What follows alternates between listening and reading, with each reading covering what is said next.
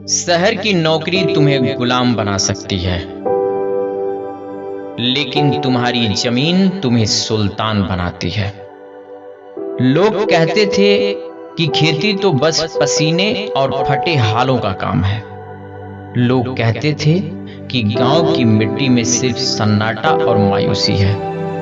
पर सुनो, अब सन्नाटा नहीं, बदलाव का शोर होगा। जो कंधे पहले बोझ तले झुकते थे, अब उन कंधों पर नई तकनीक का भार है। हम वो नहीं जो किस्मत के भरोसे बैठे हैं, हम वो हैं जो अपनी तकदीर खुद आसमान में उड़ाते हैं।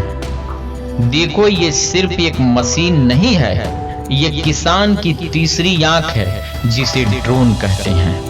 यह ड्रोन गन्ने के पत्तों पर सिर्फ दवा नहीं छिड़क रहा, बल्कि उन पुरानी पीढ़ियों को काट रहा है जिन्होंने हमें पिछड़ा कह रखा था। ऐ मेरे किसान भाइयों, अपनी ताकत को पहचानो।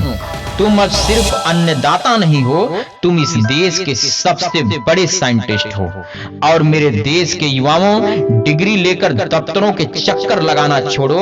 आओ अपनी माटी को सोना बनाते हैं, क्योंकि जब गांव का बेटा खेत में स्मार्ट बनेगा, तभी तो मेरा देश सच में महान बनेगा।